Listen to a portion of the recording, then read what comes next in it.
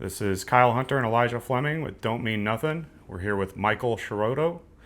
Michael is a Marine Corps veteran, Vietnam veteran, member of Disabled Veterans Association. And we really appreciate, number one, you being here and telling your story, and also just the introduction and hearing about your background. It's been a pleasure. So, Okay. My name is Mike Chiarodo. My rank was Sergeant 2323255 06/21/1948. That's what we were told if we were captured as a prisoner of war. let's start with your early life. Uh, Where'd you when grow up? I grew up in Roseland, Chicago. I went to St. Anthony Grade School, Mendel Catholic High School, and when Vietnam was on, they had a Sergeant Roberts come there, and I fell in love with the dress blues. And when I graduated in June of '66, I enlisted in the Marine Corps. I was sent to MCRD in San Diego in October. I finished my training, and I went to Vietnam in January. So, how were your parents? What was childhood like? My childhood was great. You know, I had a good father. He was a Second World War veteran. I was highly educated. I graduated 56 out of 490 in Mendel, but I thought my duty was to the country in Vietnam. And I found out a few things differently after that. Was a lot of your reason for enlisting because you knew the draft was on, or was that? No, I went right out of high school. I graduated in June, and I signed up, I think, in July for the Marine Corps, and I was sent, I think it was October 6th of that year. And was it a lot of that decision because of your father? My dad was a little bit against it, even though he was a World War II veteran, but I thought it was my duty to serve the country. So I picked the best branch, I thought, and just enlisted. Give us a couple of stories from boot camp. Do you have any good ones? Oh, well, if you saw Full Metal Jacket, that's how Marine Corps boot camp was then. They were vicious, and they could do anything they wanted then. I heard it changed, but whatever they did helped us understand how bad it was going to be, because I think we had a platoon of 90 men, and I think about 80 went to Vietnam right away in infantry status or something else. I was an 0311, that's a grunt, and flew us out of El Toro, stopped in Hawaii, then right to Vietnam, and got on trucks, got your gear, and you reported to a unit. Quick turnaround. Yeah, quick turnaround. At first I was with, I can't remember the mag, I think it was 39, and we had a patrol outside to keep the enemy rockets from coming into the mag, and we had a hell of a lot of night patrols, and that was the worst. You can't see your hand in front of your face, and day patrols too. Where were you at in Vietnam when you first got there? Mag 39, I think it was in Chu province, if I'm not mistaken, and then the heavy combat came, and I switched over to India Company 3rd Battalion, 5th Marine Regiment. Where was your first engagement? Do you remember it? Yeah, at the mag. Talk about that. Well, we just were on the night patrol, and they were rocketing the thing, and we went towards them, but we never caught up with them because they could disappear unbelievably fast. You know, they had all them tunnels, and we had to be careful how we walked. They had booby traps everywhere. At first I was just a private, and then I learned quickly things what to do. So I had a fire team, and they made me a lance corporal. And Slow down. Let's go back to your first engagement. Talk us through how that went, your mindset, what you were thinking, feeling. I don't think you know how the body accelerates when bullets start flying. You know, it's the whole body changes, and you got to keep your calm, got to keep your cool, and we did, but it's not easy to do because when guys get hit, it's a different story, you know what I mean? But I never feared it, because if you're gonna die, you're gonna die, you know. But that first one, That first one were you was, scared going out there? oh sure I Yeah. was. Anybody says he's not afraid is not telling the truth, you know, because you're gonna die or you're gonna get wounded, and you never thought that way, but you knew it could happen. You couldn't keep it on your mind. You just lived from day to day. So you heard they were shooting the rockets. You guys went out there to figure out. Yeah, we were out in the field then, because they had they couldn't use Mike's mortars, but they could put them up on bamboo poles and just light them, and they went everywhere. You know what I mean? Some hit, some didn't hit. So what But happened that night? well, we followed them as long as we could, and we got there, and they were gone. And like I said, they owned the night. And these were Viet Cong, or They were Viet Cong at the time. Okay. Okay. We engaged NVA leader, NVA on major operations we went on. okay. Okay. So from that first engagement, you can talk us through whatever happened next. Well, after that, we went on more. We were, like I said, we had day and night patrols. So we were on a click is 1,000 meters. We usually went from 500 to 1,000 meters in certain TAORs. That's tactical area of responsibility. And the one thing you had is you had a map.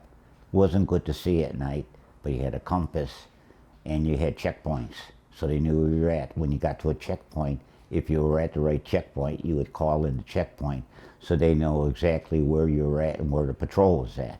It was communications with a Prick 25 radio at the time, and that was a heavy radio to carry, and we had to carry extra batteries for it to change out.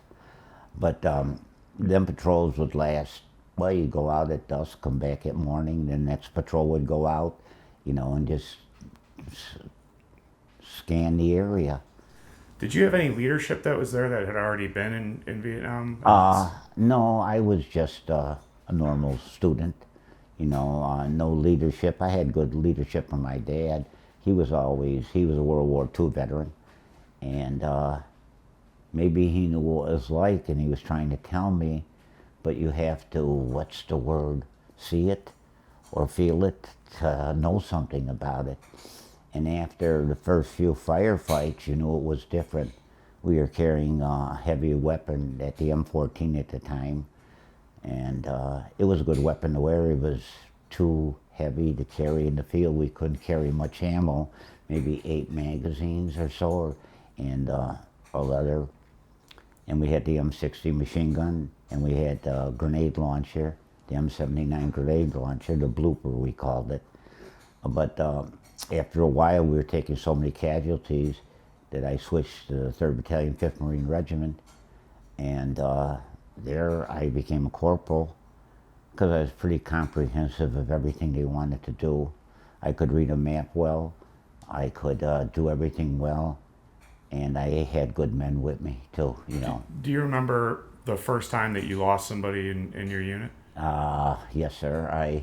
The one I remember I want to talk about is Auburn, Operation Auburn, because that sticks in my memory. We went out as a blocking force. You know, usually we landed in hot LZs where we went down after the artillery. You'd come in, you'd go in with CH-47s, about 20 men on a thing, and land. And on this operation, we were a blocking force. I can't remember the name of the company. I was in India Company. We landed with no trouble whatsoever. And then we heard the fire, we heard all the machine guns in the distance. And Lieutenant Duxworth called me in the radio and says, move your squad out as point going to this area. So there's formations you use, fire team left, fire team right, wedge left, and I put them in a fire team, you know, in a wedge and with a front point. And the 4 fire teams spread out, and we went through an open field, and I saw a tree line about, I'd say, 500 meters. A click is 1,000 meters, and I called back. I didn't like the area, and the orders were move. So I got to the tree line, and all hell broke loose. 2 men were hit right away, and one guy had his hand part of his hand blown off, and I grabbed his arm, and the company was coming up on my right flank, and when they got up there, I had 2 men down already. And then the orders were given to me, move your squad further to the left. And I said, say again, because the machine gun fire was quite heavy. And the theory is if you spread out far enough, only 1 man gets killed. I know that sounds ridiculous, but that's what war is. And I sent 3 men out at a time, spread them out, and we were laying as much firepower as we could put down on the enemy, but they were entrenched. And then I got my radio man across with 2 other men, because if I didn't want my radio man with me, if we both got killed, we'd have no communications. And then I went out with Murphy in front of me and Townsend behind me. And there's different sounds to a bullet, you know. Over your head, they zing. Through elbow grass, you can hear them going through the air, they pop. And if they're close to, a bullet's close to you, it cracks. And you never heard a bullet hit you, I can attest to that. And all I heard was crack, crack, crack on both sides of my head. And I went down, and I thought I was dead at first. And then Charlie Cooper got to me, and he said, you okay, Chiarodo? I said, yeah. Murphy and Townsend both took bullets to the head, and they went by me. And Townsend was dead. We had to leave him in the field. And Murphy had half his head, you know, a bullet went through his head, his brains were hit out. We got him over there. And the corpsman just shook his head, he was dead. And then we got a call, we could see where the enemy position was. And a compass has 306 degrees, 6,400 mils. That's what artillery is set up on. So I just called back, and we got the artillery in, and we called Willie Peter, white phosphorus, which very deadly. When you get it on you, it burns the hell out of you. And we called for 2 VTs, and VT means it goes through the tree line and hits the ground. And we called in for 2 air bursts. And we were close to the target where shrapnel was flying over our head, and we hit it, and we walked it. You know, you walk it up another 100 meters because it goes pretty far. And we stopped most of the enemy position, but the fire still, that position was completely out. Then they reinforced me. It was getting dark, and we dug in that night. And I held my coolers all day, and I checked all our positions that we were dug in right, and they reinforced me. And when I got to my fighting hole, I said, now I could sit down and cry a little. But I was okay, but it's just that 3 men wounded, 2 men dead out of my squad. And the next day, we swept the area where we hit. We found body parts, you know, and all that, but they were good at taking away their dead and wounded. So it was a body count war, body count, get their cruiser weapon. And it sticks with me, you know, at times. Like I said, and then it went on, and they made me a corporal, and they didn't have enough men for demolition. So they trained me in land warfare real fast, so I carried Hercules and blasting caps, and my men all carried C4 and time fuse and det cord. So, and I know we appreciate you talking about it, because I know it's not easy for you to do so. And there's going to be other veterans that watch this, either from modern generation or from yours, that see it and are struggling themselves. One of the things that we had talked about a little bit earlier was the Survivors Guild. Is that what do you have for advice for other guys that are going through the same thing? Well, I think they should not keep it inside. They should get VA help. And you find it hard to talk to a VA doctor if you haven't experienced it. You haven't experienced acceleration in your body. Not fear, it's just that your whole body transforms when the bullets start flying, you know, and you're making decisions, and you can't, you got to make the decision you think is right, and you got to follow it, and you got to know what to do or what help you can get. And we've seen that in many firefights or operations that we did, On the local patrols we went on, you always had to be careful, stay off the road, watch where you're walking, because they would set up good booby traps. I have pictures of that. Do you remember the first time you saw one of those? Officer. A booby trap? Yeah, I have they used to dig holes in the ground and put bamboo in there, sharpened bamboo, and put fishies on it. And you step on that, and boy, that bamboo's gonna go through you like lightning, you know what I mean? It's gonna cut you bad, and you get infected easy in Vietnam. And the water was horrible. You had Helozone tablets that you put in the water and shake it, because sometimes we were out long operations. We got resupplied very good by our choppers, but there were times you needed water, and you stayed wet all the time. Immersion foot, where the skin peels off your feet, and jungle rot, where it cuts your arms or that, and it pusses over, it don't go away, and bad dysentery, and the sea rations were just great. Oh boy, let's talk about the sea rations. I mean, really, ham and lima beans. I won't eat fruitcake anymore. They had fruitcake in one of them, and I tell you, but you were so hungry at times you had to eat something, But we were supplied very regularly. But the biggest thing we had was ammo, grenades, M26 grenades. We wanted to carry as much ammo as we could. And the talker in any firefight is a machine gun, because a machine gun can talk. So all my men carried bandolier, an extra bandolier. You had an A gunner, and we carried many magazines, as much ammo as we could. We had the M14 when we first started. It was a good weapon, but a heavy weapon. We couldn't carry much ammo. Then they came out with the AR-15 or 16, and I don't want to talk about that. Failure to extract and eject, but I guess they performed it. It's not good when you're in a firefight, your weapon jams. You got to stick a cleaning rod down it, you know what I mean, to get the round out. But we are probably proficient. We knew what to do, and we every time after a firefight, we'd break them down and clean them, 4 minutes at a time, so we still had firepower. But the patrols were hard. The major operations were hard.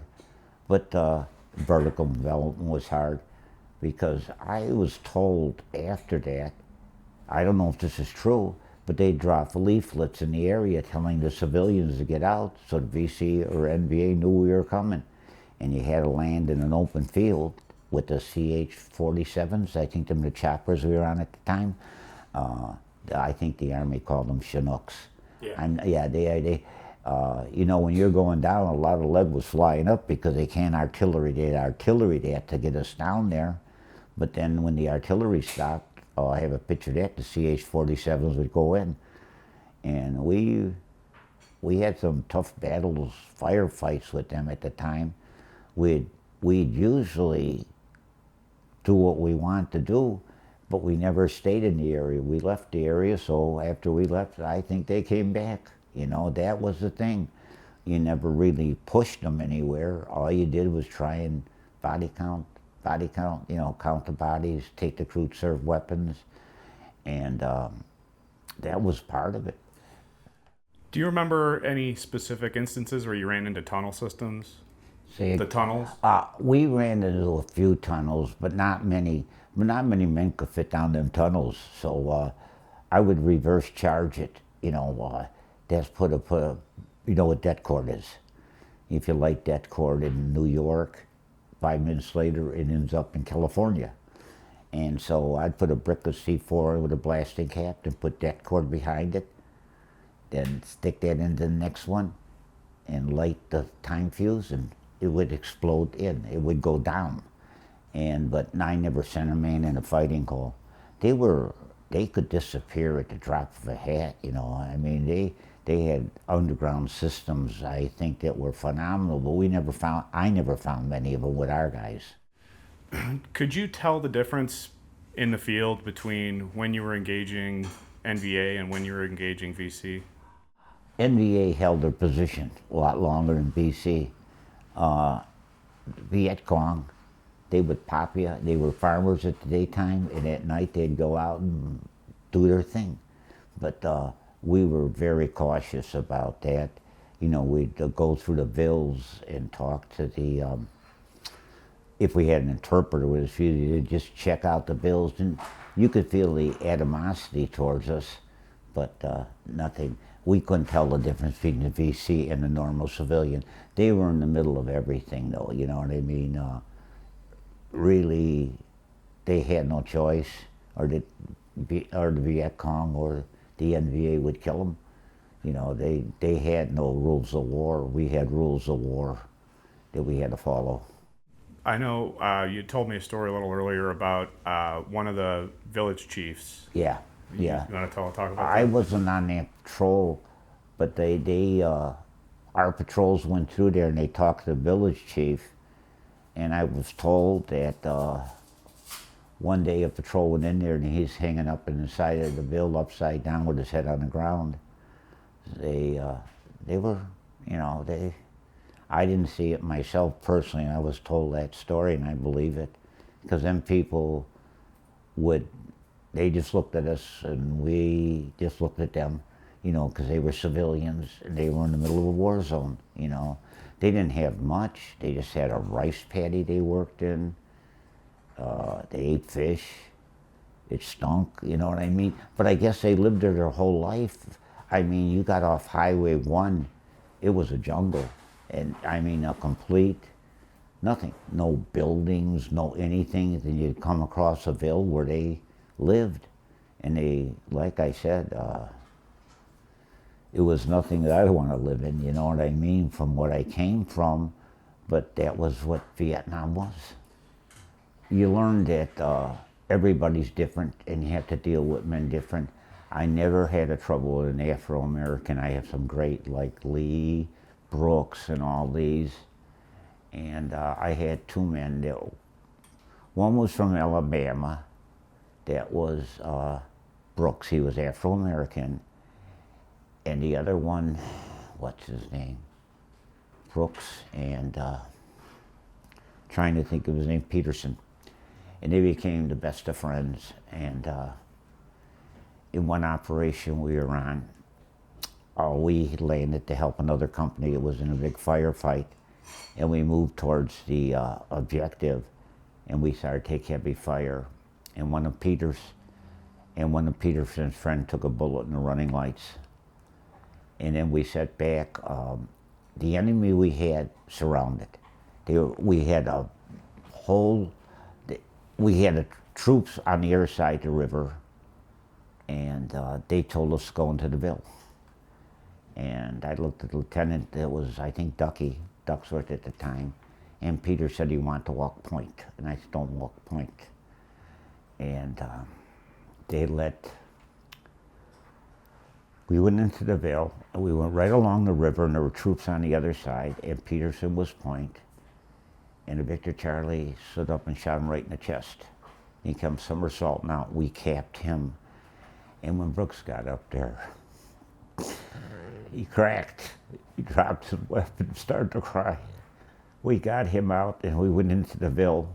We were the only platoon in the ville, and they were surrounded, so they came at us at night. And we killed a lot of them. I mean, you could hear them moaning out there and everything. And the next morning we had to sweep the field, and I know we found a bag of drugs. They were all juiced up. And it was a big firefight all night long, and we got out of it alive, you know. That's all I can say. But every time, you don't hear it much. Oh, the Billy Joe, that's the song. If Peterson played it, we said we were gonna brag to them he played it in when he wasn't there, but it brings me back to the time and the place that happened. I don't think a lot of people, when you see something very violent or very vicious, or you see men die, it affects you, and it affects you throughout life, you know. I mean, you went from a high school environment to a war. And in the movies, they make it look great. But in real life, it's one bad experience that you go through, and you just live with it. I was never violent after I got out. I never drank. I didn't take drugs. And I just lived with it. And it, you know, at times it's bad, and at times it's good. But you know, it's something that stays with you your whole life, unless you get help. And my opinion is, I got help, but how can you explain something you haven't seen? You know what I mean? How can a person actually envision what you did? Or how can a person, you know, there's no brave men in combat. They have to do what they do. And some get medals, and a lot of guys get medals that deserve medals, and they never get them because nobody writes them up. And I learned that you just treat everybody like you want to be treated, and you get treated well, you know. And you might walk into some really bad situations in Vietnam, but you know, I never knew color. Everybody was Marine Corps green, and that's how I looked at it. When I was shot, I was a corporal. They were going to make me a sergeant, and not many men make a sergeant in the Marine Corps in 18 months. But I was out of the war then, you know. I mean... Do you remember the first time you had to engage somebody directly? Yes, sir. Can you talk about that? Well, sure. They tried to overrun us one night, and I remember Charlie saying to me, "We're going to die tonight, Chiarodo." I said, "Yeah, let's kill as many as we can." And we had a lot of bodies laid out there the next morning. The bad thing was that, you know, they wanted us to go get their crew serve weapons. And you didn't walk up to some bodies. They could have been booby-trapped, you know what I mean? Put a Chi-Com under them or something. But we did what we were ordered to do. You know, we just took it cautiously, you know. And we dig fighting holes. You don't call them foxholes in the Marine Corps. You get in trouble. You call them fighting holes. And we dig deep, because if they mic us at night or anything, unless you get a direct hit, you know, you're not gonna get killed. If it goes close, you're down. Because we could use that E-tool to dig a deep hole fast, so we could sit in. And people don't understand that you don't shoot straight ahead, you interlock fire. Okay, we interlocked fire for bullets would be going every which way, so we could cover our 360 when we set up at night. And like I said, even our bases, they would mic our bases at night, you know, our tents at times, you know. And we had a compound that was like a little fort in the Indian days, you'd say. And we were out there pretty far to do what we had to do at night to get our patrols out. So was that a common thing for them at night? What were their tactics like? Their tactics they knew where they were going. We had a map with the grid coordinates, and we followed that map. And you stayed off the highway, you stayed off the paths, because they could set up a daisy chain, because they had Chi-Coms where they could tie 4 or 5 grenades together. The point man's a very important man in that, but they know if you got a radio man, you got to be very kind. You can't smoke at night. You could see a cigarette at night a mile away in that country, yeah. So you couldn't smoke at night, and you would and you're on the patrol. Sometimes you'd sit down and go in a 360, you know what I mean, to cover everything so the guys could take a little break. Then you get back up and you go. And following a map at night, there were no lights in Vietnam. I mean, no anything. It was hard to do, but we tried to stray by our course as much as we could. So when they would engage you at night, would they just be running at you guys, or how? No, ambush. You know, that's what they'd do. They'd hit you real hard at first, you know, and then see what transpired. But we had a lot of firepower what we had, you know. We carried M26 frag grenades, and we carried yellow and red smoke grenades. Because if a guy got wounded in the daytime, you could call a chopper in. But then when you called a chopper in as a medevac chopper, they didn't care, you know. So one time when we had one guy wounded, I set up a 360, and they said, pop a smoke. We popped a yellow smoke, and the yellow smoke came out about 500 meters away. We could go a few meters. It was close. And they said, pop another smoke. And we popped a red, and they popped another thing. And we got the chopper down. When that chopper's coming down, you have a 360, and you're firing like hell all over the place to keep their heads down. And we'd get the guy aboard a medevac. Medevac, them chopper men were great. Saved a lot of guys' lives, you know. And we had a corpsman that was named Doc, and I don't even remember his name. Good corpsman. He went to medical school, but he wasn't rich. He couldn't finish.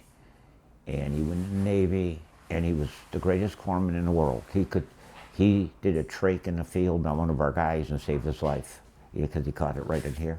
And when I got home, I saw Mike Halsey, and I asked what happened to Doc. He stepped on a bouncing Betty that came a wife's tie and killed him. Well, what a waste of a man. She was, but you know, that was a few years later. I never communicated with many of the guys after that, but I did.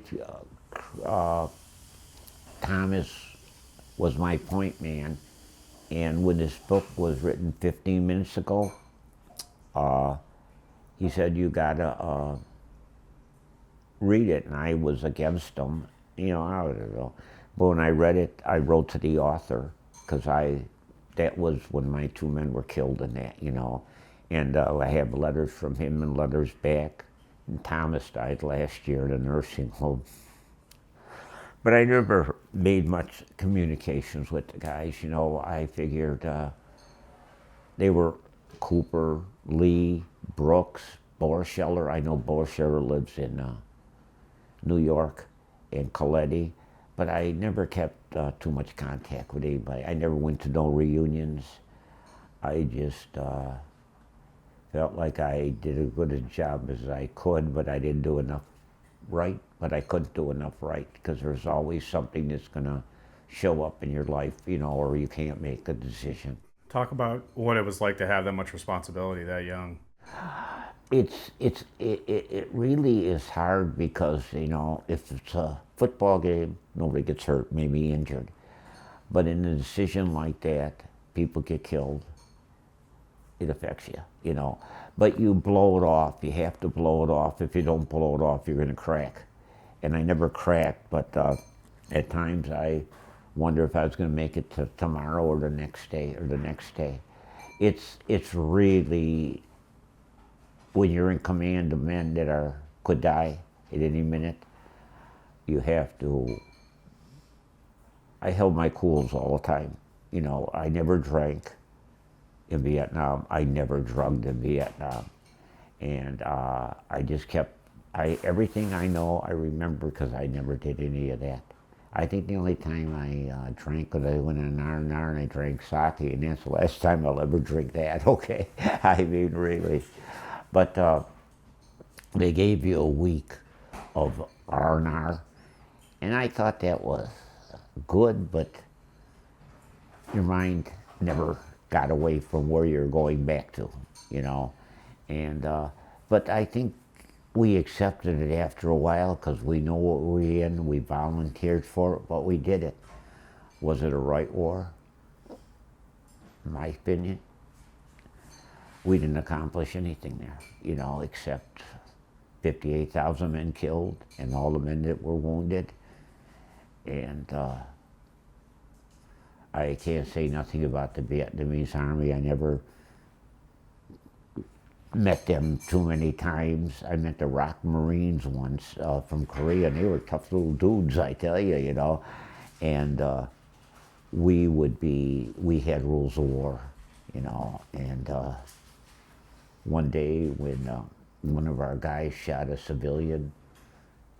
They had a, you know, we had to bring back the body, and I know the gentleman's name, I won't say it, but I think they took money away from him and everything, gave it to the family. I don't know. You know, we just heard rumors. I couldn't accentuate. And like I said, it was a difference. It really affected you through life, you know what I mean? Because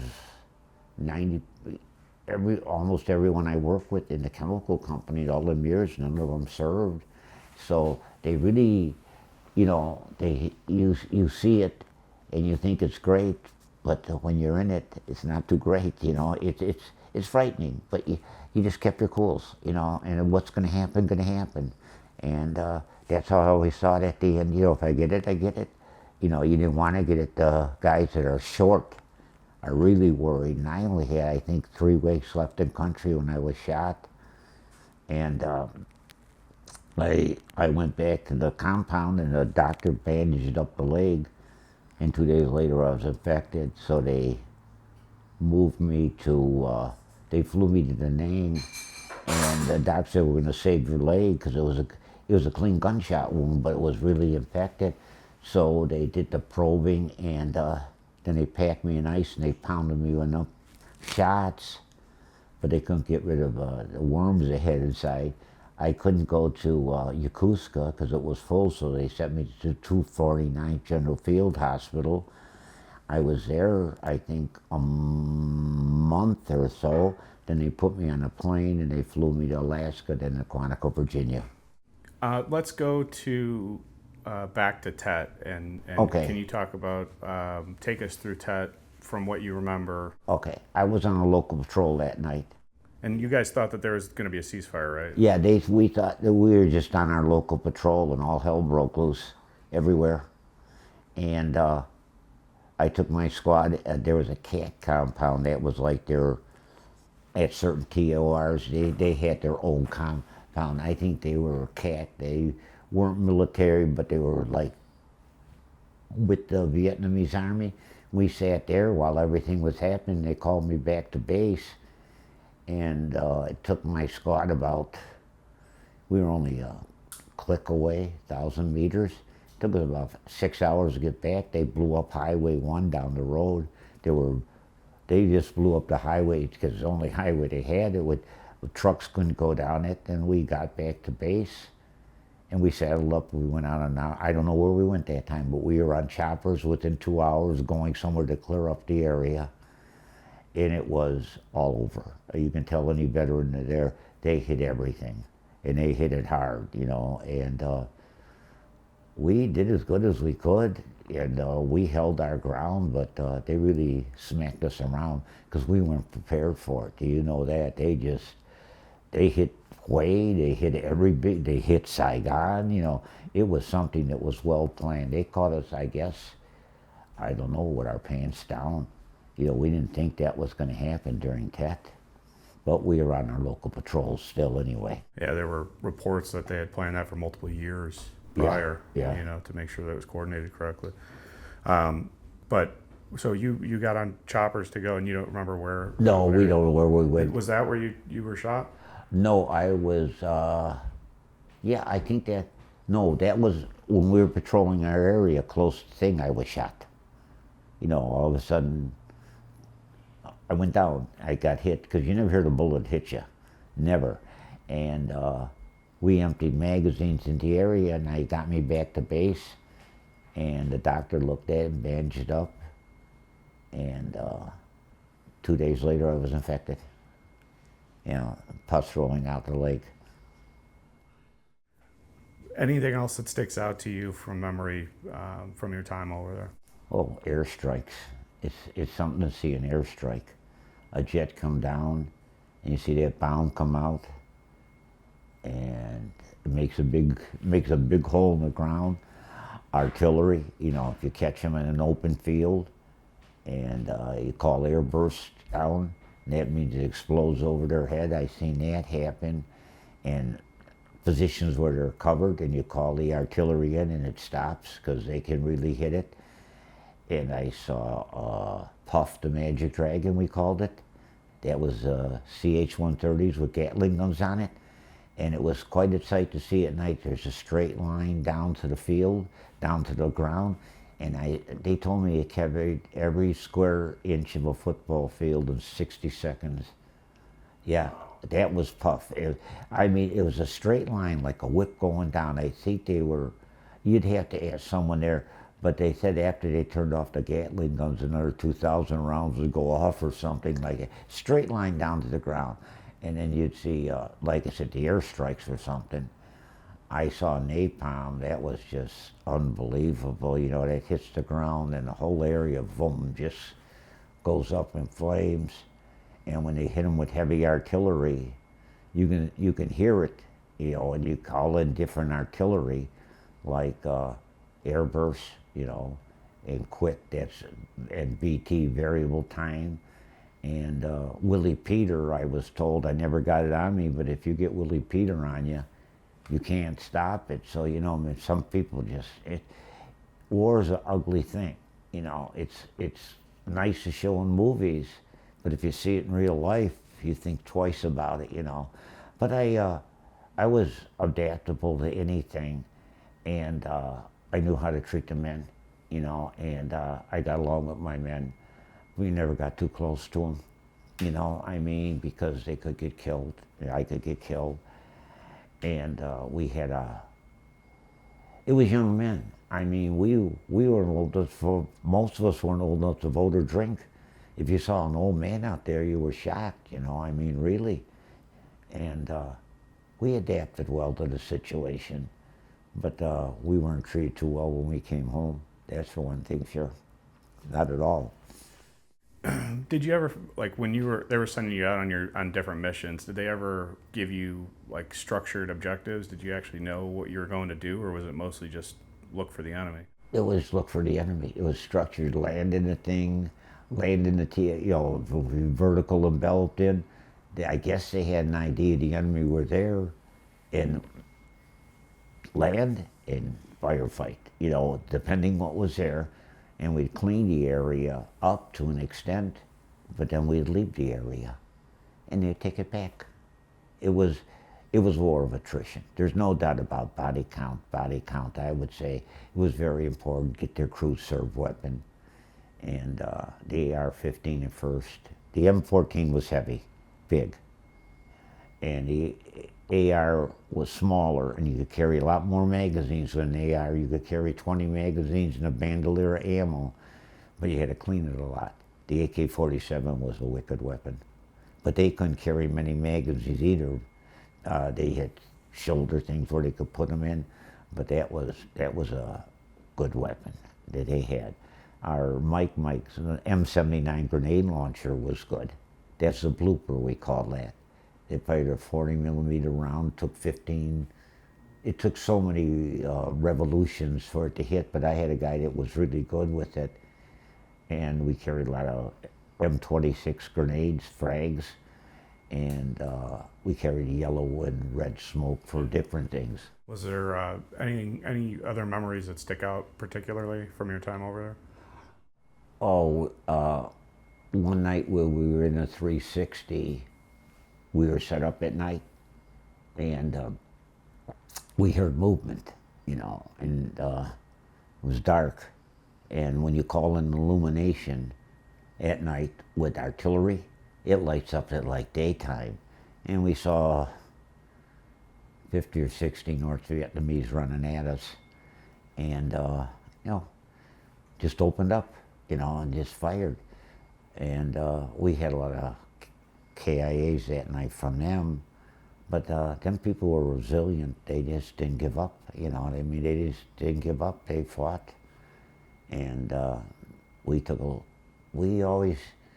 lot of guys. Not shrapnel was the worst wound, you know. A lot of guys were shrapnel. A lot of guys were shot too, but shrapnel really could mess you up too when you get that, you know. But you know, there were instances where you're walking at night and you know you're going to walk into trouble, but you have to keep the patrol line going through it. And we adapted to that. But I always thought there was fear in everybody's heart when we did it, because you're out there in a dark night, you can't see your hand in front of your face, and when shit hits the fan, you gotta maneuver and know what you're doing. You got men down that might be hit. You're calling on the radio, but you're returning as much fire as you can. And we had red tracers, they had green and white tracers, and you could see the ricochets going all over the place, Maybe we were shooting the leaves out of the trees, I don't know. But we had a lot of firepower, and the firepower, remember one thing, fire superiority over the enemy is the best thing, because they start ducking. But on patrols, it depends where you work. Elephant grass is something to be in, because it's as tall as I was, and when the bullets went through there, they actually, ding, it was a nice sound, but it wasn't a nice sound when you were in it, and I guess you could say you just got the attitude, if they're going to kill me, they're going to kill me. Yeah, I got to kill them. And you want to get out of there, but when you got short, you were afraid. And when you first got there, you were, all gung-ho. And then when you seen it, you got the reality and you understood what it was. I guess that's the best way to explain it, because I understood what I had to do. I had the map, I had the radio man, and I was in charge, but I wasn't afraid to ask one of my men, what do you think we should do? Because I wasn't the smartest one out there. You depend on them men, and I had a good squad, and I had it replenished many times, for wounds and that. Like Tom, he got very sick, and we got him out. We got another guy, but the men I had, I would go to hell and back for. So that night that you're talking about, where they had the illumination flare, and Yeah. you saw the guys coming at you, how far away are these guys? I say they were maybe 50 meters. They were coming, and it was dark as hell. And when that illumination went up, you could see them. And we just put out all the lead we could. And I don't know how many KIAs we had that night, but they didn't get to our perimeter, because we were in a 360. We'd dig, if we were in a company formation, we'd dig that, and then we would fire interlocking, unless they came straight at you, because interlocking ammo is tremendous, firing both ways, because you're gonna stop them at their point. They're coming right at you. You're gonna fire at them, and we'd set up them 60 machine guns, because every squad had a machine gun, and they had a lot of ammo, because they could rake an area very far. It was on a tripod. Were these guys, the NVA, were these guys just fearless when it came to? I think they were fearless. They were fighting for the country, and we were the invader. Maybe that's the wrong thing to say, but we were a different origin than them. Now, they had the Vietnamese army. That was a strong army, I guess. I don't know. I never dealt with them too much. They were down more in the Mekong, because I think the DMZ was called the Dead Marine Zone. That's what it was called. And we didn't contact them too much. They weren't up in that area. They were in that area, but we never seen them. We had, and I know Con Thien was bad, and I know Cam Lo was bad, and Da Nang wasn't exactly the safest place in the world, because that was a big air base there. And but in contact with the Vietnamese army, I almost never had none. You know what I mean? And I think it was mostly Marine and probably some Army up there, but we never knew where we were at. Directly we know where our Charlie Pop was. But one part of Vietnam, we were up north. That's all I know. We didn't know. I guess we weren't, what would you say? We weren't attentive to that. We were just in our TAOR, that's Tactical Area Responsibility. Out of the, well, I know you had a 15-month deployment, which I think is wild how long the time frame is. Out of the 12 months that you were there, 12 months right before you were shot? Yeah, 12 months. Yeah. Out of that 12 months, what percentage of the time do you think that you were in combat? Oh, I mean, or how often? I'd say small firefights, big operations. I'd say 40 to 50% of the time. I'd say somewhere around there, because the patrols, we get popped at, you know what I mean? Bing, bing, bing, and then go. And if they were big, like major operations, we'd get in big firefights, I mean, like Operation Auburn was a very big firefight. And what was the purpose of that operation? Do you remember? No, they never told us nothing. Just go here. No, do just this? go. That's all. That's all. Saddle up, get on a CH-147, I think they were. The Army called them Chinooks, I think, and we'd fly. And with a lot of us would sit on our helmets because guys got shot in the ash can and got shot in the leg because after the artillery would hit the area. But when the artillery stopped and they saw the CH-47s in the air, we were coming down. And you get off them like in World War II, you run to the sides and you spit out fast. We took hits there, and getting organized, we got pretty organized, but then communications was the biggest thing, what you're gonna do. And I got some heavy firefights with them, but then they'd pull back. They would engage for a while, and they gave us casualties. And like I said, we'd take the TAOR, but we never held the TAOR. We just held back out. So when you were going through these patrols, you're basically just walking into contact. What does that do to you mentally over the course of 12 months where you're just waiting? Well, when you go on a patrol, a day patrol's easier. I mean, it's because of the, and you could check off real well, and you knew where you're at all times. But you had to be cautious. The men were spread out. If you stepped on a booby trap, keep a distance between, because shrapnel will go pretty far. Artillery will go real far. But I think the killing radius for an M26 grenade was 5 meters. When it was 5 meters, I think, then they were pretty powerful grenades. But at nighttime, you couldn't see your ass from a hole in the ground. At times, that's how dark it was. There was no illumination at all in that thing, and you had to be very cautious. So I stayed off roads, and we went through different areas. So did you see, like, stress level wise for 18, 19-year-old kids? Oh, the stress is something, from high school football to war. I mean, it's just, I don't think you realize how bad it is till you get there. Did you see that get to the point where guys just couldn't continue? Yeah, some guys, yes. Some guys just couldn't continue. Do you have an example of one of those times? Oh, yeah, one of our guys just cracked in the field, you know what I mean? He just couldn't take it anymore. I can't remember his name, but I knew he was very hyper. And it was just, it's just how you say it. It gets to you. I mean, I really respect the World War II veterans and the Korean veterans and all that, but it just gets to you after a while. You're eating C rations. They were from World War II, and they came out better. And you were in constant, even in your compound, you were in constant danger. They could mic you, you know what I mean? When you're in your tents, we'd get back from a patrol, we'd throw smoke grenades under the tent to get all the rats out from under them, and showering was, well, you showered, but not well.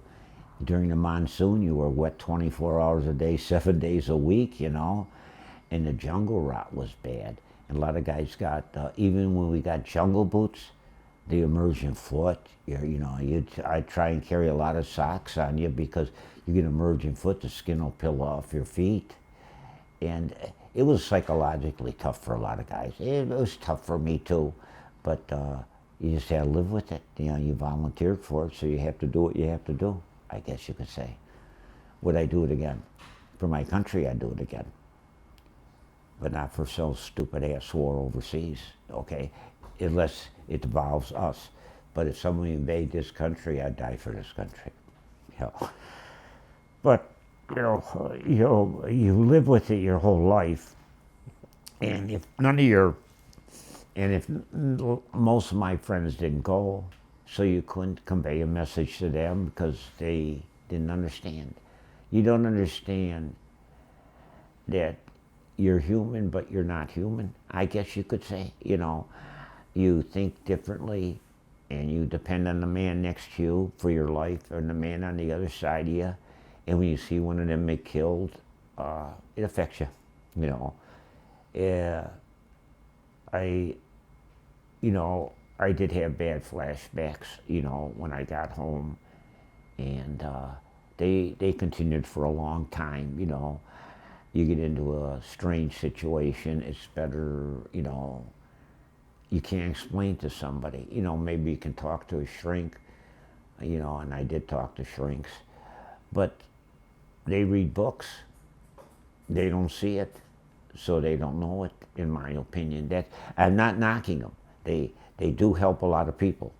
But if you don't exactly experience it, you don't know what it's like. The movies always put it as, you know, the hero and all this.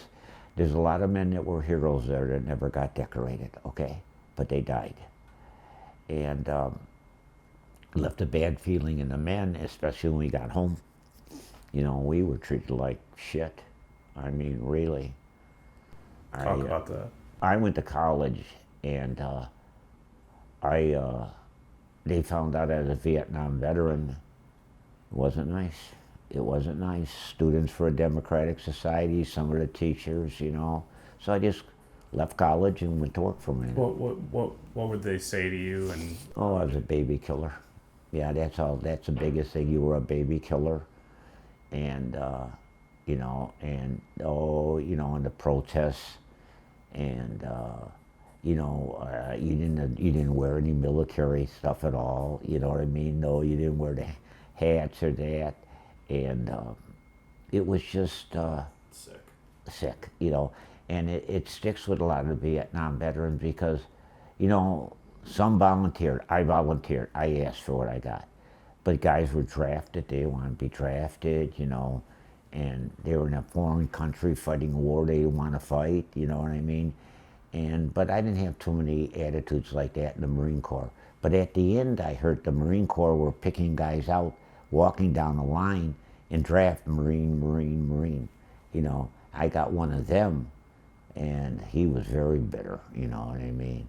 But he was a good soldier, but he just said, you know. But like I said, I asked for what I got. So I got I think at 19, I wasn't old to vote or drink when I got out of the Marine Corps. And I was a sergeant, and they tried to talk me to stay in because I could get more rank. And I was pay-com back to the country, so I couldn't go back for a year. And they wanted 2 years. That means I'd have been back in Vietnam. And I don't go back to Vietnam again. I'm not a brave, I wouldn't say I'm not that stupid, because we didn't accomplish a goddamn thing there. We didn't do nothing there. We get a lot of people killed. And as I saw specials now, everything was a big lie, you know, and that's 58,000 men that pay for that big lie. But it's not the men that died. It's the men that lost legs, arms, sight, and you see it now in the other things.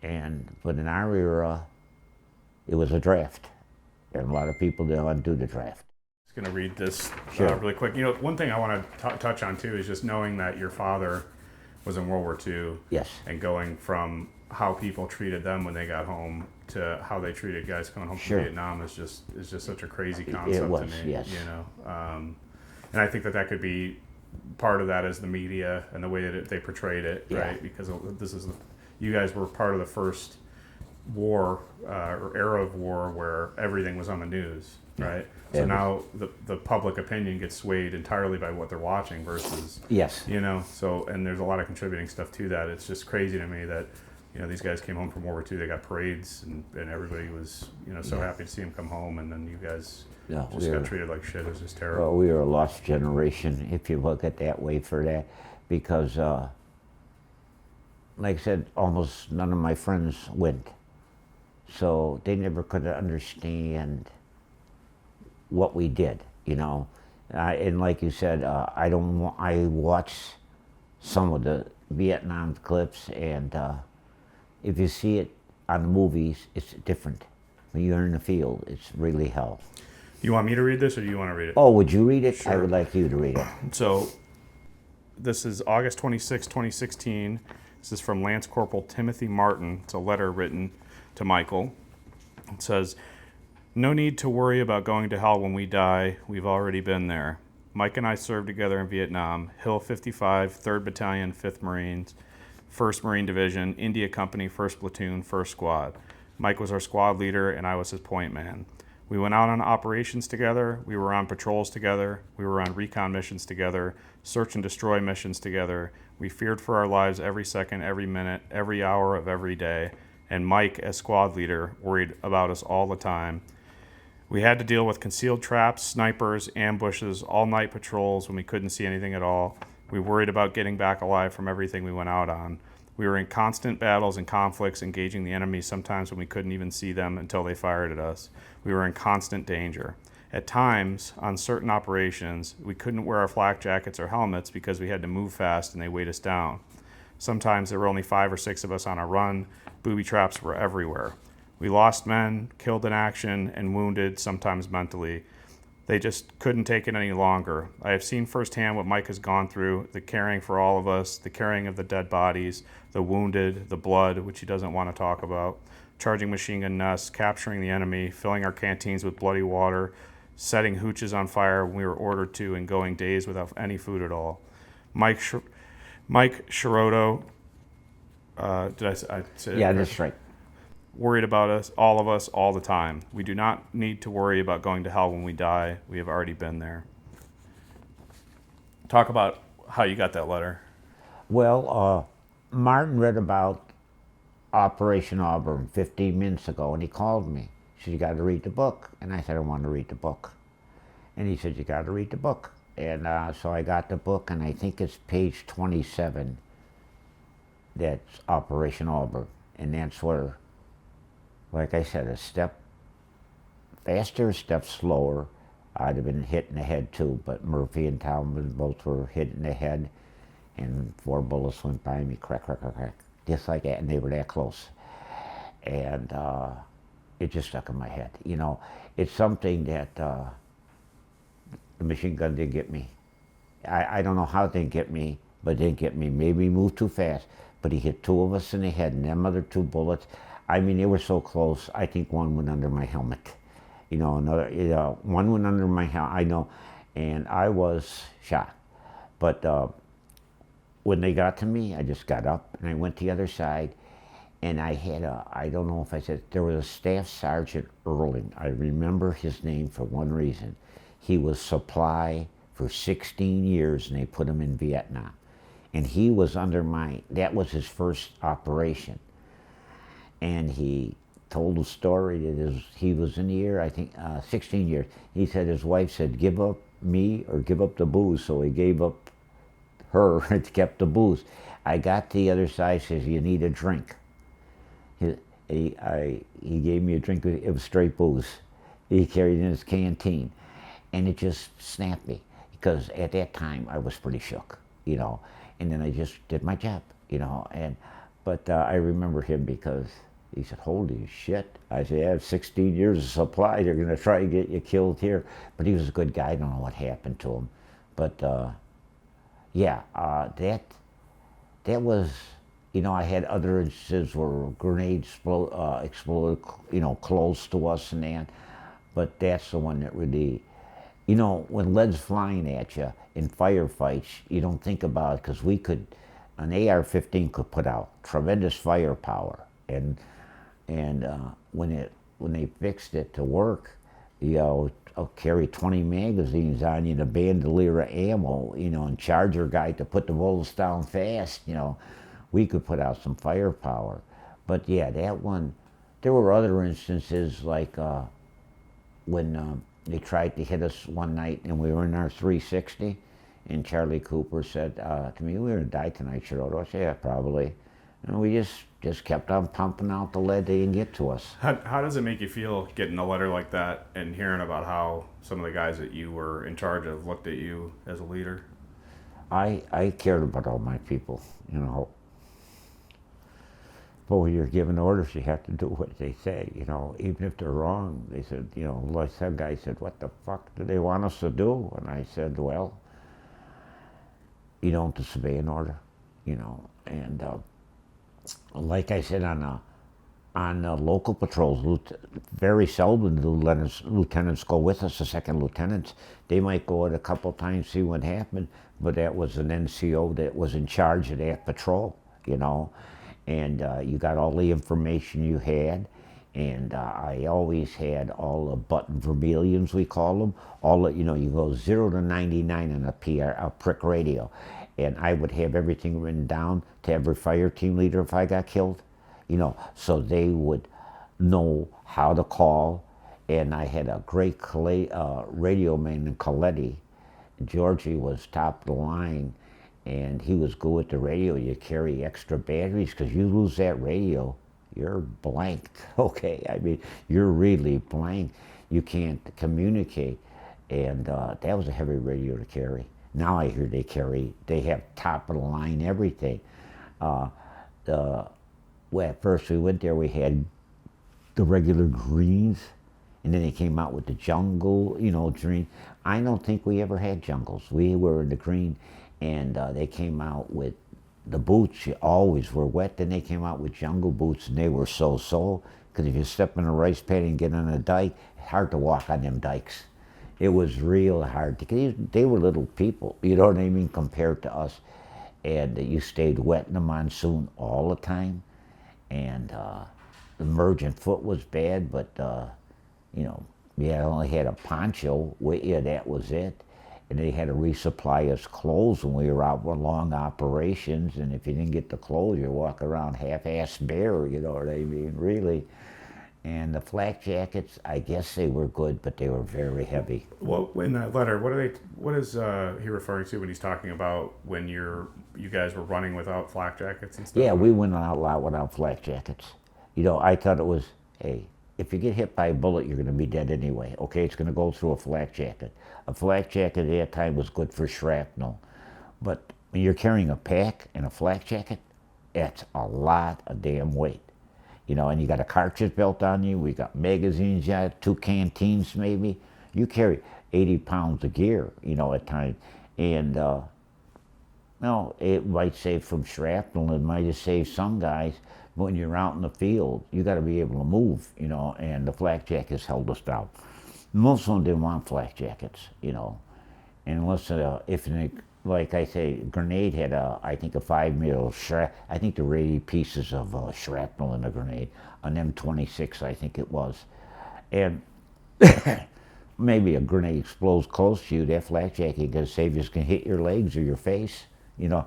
So we decided to go out of flak jackets. Now major operations we had sometimes but I didn't like the flak jacket. So after you got out, what's the story with DAV? How did you get involved with them? Well, I didn't get involved with the DAV till about when I got out to Valpo about 8 years ago. They started the DAV chapter, and What does that stand for? Disabled American Veterans. And for 6 years, I collected money for them at all the grocery stores and Walmarts and all these stores that helped me. And I probably collected over, my truth, $100,000 for them in 6 years. And then my post got up again, you know, with the situation I was in. And so I resigned from the position, you know, and to get to myself straight because I was pretty heavily medicated at one time, very heavily medicated. When Anna Smith got me into the VA on a hardcore thing, and she was very persistent about what she did, she probably saved my life. Because I was going down, I was in bad shape, I was on Razvan, and my blood pressure was high, my cholesterol was high, and I was pre-diabetic. And in 2 months, she got me off all that, and I had my hip surgery. And she was the only factor I'm alive today. I can't thank her much for what she did for me. She sacrificed 2 years of her life. She's a wonderful woman. She has great attributes, and she's hardcore. And she got me on the straight and narrow. And these been 2 great years. And she conducts, all my business, but she talks to me about everything. Even though I can do it, I have someone that I can count on that I trust explicitly. I can't say enough about her. She's just a wonderful woman. I have a reason to live now, and even though I'm fighting another factor in life, I will get through that too, and with her help. You will interview her in the future, and I'll make sure she'll do a good job, and she could help the caregiver program for the veterans that need it. Because remember, you sign a contract when you go into the military that your life is at stake and you're defending your country, whether it be right or wrong. This is a country I love. And I'm very proud of being a Marine, because it's the best branch in the service, and I know all the branches are good, but it wasn't for all the men and women to sacrifice their lives for this country, it would not be. And I thank them all. And the women have done a great job in the military, and the young men have done a great job in the military. And I can't say enough, God bless them all. And I thank you for this interview, and I hope it can help someone that is feeling depressed or no life to live for, because there is a life to live for. And the caregiver program is a great program, and veterans can be helped by it. And I hope they are helped by it, and I hope they seek assistance. I thank you very much for this interview, and in the future, I hope you will come back and talk to Anna Smith, because she is a caregiver that's just phenomenal. She's caring. She's hardcore. Her dad was in the Army, and I can't say enough about her. So I thank you for this, and I will hope to see you again with her. Thank you very much. Thank you, sir.